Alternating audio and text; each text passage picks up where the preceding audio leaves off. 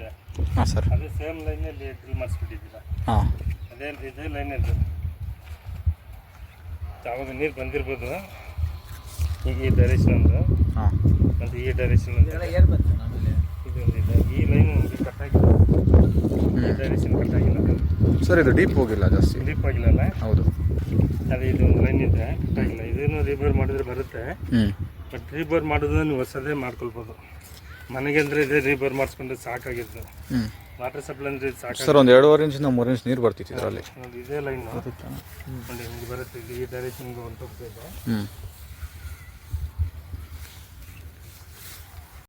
ಇದೊಂದು ಲೈನ್ ಇದೆ. ಹಾಂ, ಅಲ್ಲಿ 2ನೇ ಸಲ ಮಾಡಬೇಕು. ಈ ಕಡೆ ಬಂದಿಲ್ವಾ ಚೆಕ್ ಮಾಡಲಿಕ್ಕೆ? ಬಂದರೆ ಈ ಕಡೆ ಚೆಕ್ ಮಾಡಿ. ಆ ಕಡೆ ಬಂದಿದ್ರು. ಇಲ್ಲಿ ಹೇಳಿಲ್ವಾ? ಈ ಡೈರೆಕ್ಷನ್ ಹೇಳಿಲ್ವಾ? ಹೇಳಿಲ್ಲ. ಇದು ಒಂದು ಲೈನ್ ಇದೆ.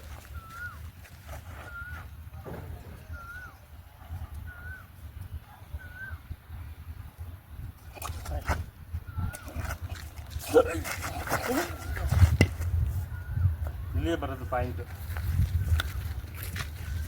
ಇದು ಒಂದು ಲೈನು, ಆ ಬೋರ್ದು ಲೈನು ಒಂದು ಇದೆ. ಅದು ನಿಮಗೆ ಡ್ರಿಲ್ಲಿಂಗ್ ಮಾಡಿ ಸಿಕ್ಕಿಲ್ಲ, ಡೀಪಲ್ಲಿ ಇದೆ. ಮತ್ತು ಈ ಡೈರೆಕ್ಷನ್ 2 ಲೈನ್ ಇದೆ, ಮತ್ತು ಈ ಡೈರೆಕ್ಷನ್ ಲೈನ್ ಇದೆ. ಅದು ಬೋರ್ದು ಒಂದು ಲೈನ್, 4 ಲೈನ್ ಜಂಕ್ಷನ್ ಇದೆ. ಇದು ಬೇಕಾದ್ರೆ ಮಾಡಿದ್ರೆ ಡೀಪ್ ಮಾಡ್ಕೊಂಡು ಇದು 2 ಇಂಚ್ ಮೇಲೆ ಬೀಳುತ್ತೆ. ಎಲ್ಲ ರೀತಿ ಚೆಕ್ ಮಾಡಿ ನೋಡಿ ಸರ್, ಒಳ್ಳೆ ಪಾಯಿಂಟ್ ಮಾಡಿಕೊಡಿ. ಇದು ಬೇಕಾದ್ರೆ ಮಾಡ್ಬೋದು. ಬಟ್ 2ನೇ ಸಲ ಅಲ್ಲಿ ಮಾಡ್ಬೇಕಾದ್ರೆ ಅವ್ರು ಈ ಕಡೆ ಓಡಾಡಿಲ್ವಾ ಸರ್? ಓಡಾಡಿದ್ರು, ಇಲ್ಲಿಂದ ಓಡಾಡಿಲ್ವಾ? ಓಡಾಡೋದು ನಾನು ಇದ್ದೆ ಅವತ್ತು. ಬಟ್ ಅವ್ರು ಇದು ಹೇಳ್ಕೊಂಡಿಲ್ವಾ? ಏನೂ ಹೇಳಿಲ್ಲ. ಅದೇ ಅದು ಏನೂ ಗೊತ್ತಾಗ್ತಾ ಇಲ್ಲ. ಬಟ್ ಇದು ಬೆಸ್ಟ್ ಪಾಯಿಂಟ್ ಇದೆ.